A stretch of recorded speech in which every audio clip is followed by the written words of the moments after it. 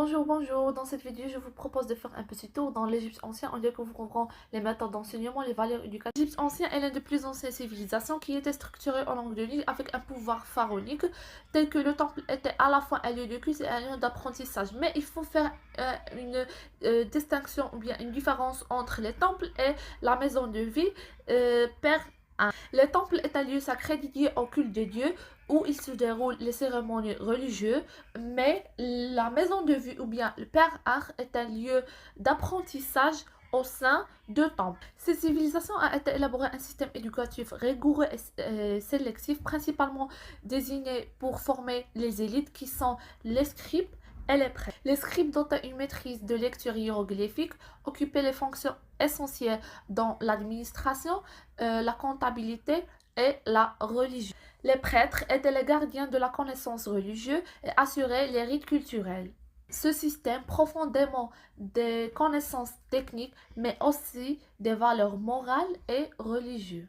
Ce qui concerne les méthodes d'enseignement à cette époque sont divisées en trois grandes parties. La première, la récitation des textes sacrés. La deuxième, l'apprentissage avec imitation et répétition. La troisième, l'utilisation des supports pédagogiques.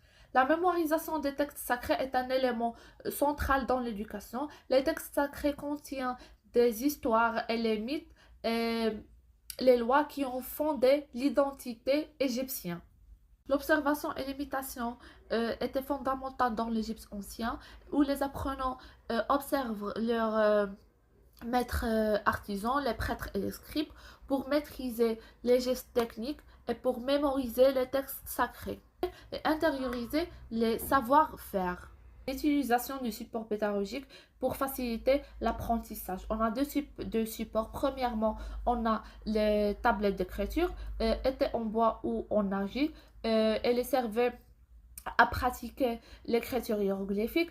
On a aussi les papyrus, étaient plus légères et plus pratiques. Il est utilisé pour rédiger les textes plus longs et pour conserver les connaissances.